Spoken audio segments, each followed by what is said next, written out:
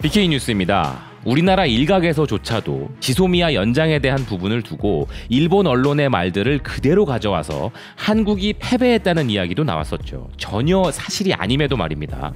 이 부분에 대해 일본 언론에서 지소미아 연장은 일본의 승리가 아니라는 아주 명쾌하고 통쾌한 근거를 제시했는데요. 여러 차례 소개해드린 바 있었던 일본의 경제 전문지 M&A 온라인의 기사입니다.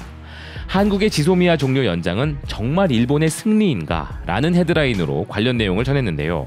기사는 한국이 지소미아 종료 직전에 연장을 표명한 것을 두고 일본 내에서는 일본 외교의 승리라는 평가가 대세를 차지하고 있지만 정말 그런가? 라면서 오히려 잘못된 시각으로 잘못된 대응을 하면 한일 관계는 더욱 악화되고 일본 경제에도 심각한 타격을 줄 수 있다고 이야기했습니다.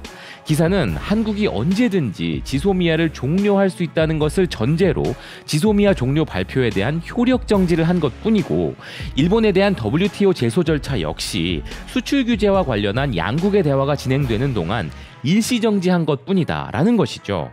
그리고 사과했다 안 했다와 관련한 양국 간 소동 이후에 스가 요시히데 관방장관이 정부가 사과한 사실이 없다 라면서 공식적으로 부인했지만 한국 측의 언급에 하나하나 대응하는 것은 생산적이지 않다라면서 한국에 대한 비판을 피한 것을 언급하는데요. 이게 바로 일본이 승리한 것이 아닌 증거가 된다는 부분입니다. 기사는 본래 외교 성과를 어필하기 좋아하는 아베가 이번 일에 대해서는 침묵하고 전면에 나오지도 않았다는 것이죠. 정말로 한국에 승리한 훌륭한 외교 성과였다면 지금은 아베가 자랑하지 못해서 안달이 났을 것이라고 기사는 말합니다. 이어서 기사는 한국 정부는 지소미아를 지속하겠다고 말한 것이 아니고 이것은 WTO 제소 절차에 대해서도 마찬가지라면서 그 의미는 현재의 한일 관계는 승부가 나지 않은 것이고 종전이 아닌 휴전일 뿐이라고 명확하게 이야기합니다. 그리고 일본이 불리한 또 하나의 증거를 언급하는데요. 결국 이 전쟁이 종전되려면 한국이 지소미아를 정식으로 연장하고 WTO 제소를 취하해야 하는데 한국이 그렇게 할 조건은 한국을 8월 28일 이전처럼 그룹 A, 곧 화이트리스트 국가로 원상 복귀시키는 것이고 그렇게 되면 일본 측에서는 원래 요구하던 강제징용 판결에 의한 손해배상 청구가 남게 되는데 이전부터 강제징용 문제와 수출 통제 강화는 다른 문제라고 주장해온 일본은 한국 측이 협상에서 수출관리 적정화를 약속해버리면 한국의 그룹 A 복귀를 인정할 수밖에 없게 되고 그때 가서야 강제징용 판결이 완전히 해결되지 않는 한 한국의 그룹 A 복귀는 안 된다고 주장하는 것은 매우 어려울 것이기 때문이라고 이야기합니다.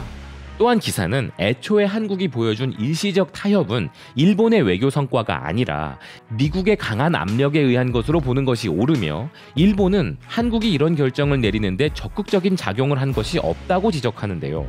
즉 한국이 일본이 무서워서 일본에게 기회를 준 것이 아니라는 것이죠. 마크 에스퍼 미 국방장관이 한미일 국방장관 회담에서 한일 장관들에게 지소미아 종료를 막으라고 강하게 요구했는데 협상이 이뤄지지 않아 종료 위기를 맞는다면 이번엔 일본도 미국으로부터 강한 외교적 압력에 노출될 것을 각오해야 한다는 것입니다. 아울러 기사는 무엇보다 가장 큰 문제는 지소미아 연장에 대한 결정은 한국의 비장의 카드로 계속 남아있게 된 것이며 일본 내 보도에서는 지소미아 해지하면 곤란한 것은 한국이라고 하지만 실제로 한국에게 있어서는 지소미아는 북한에 대한 외교적 압력의 하나에 불과하다고 언급합니다.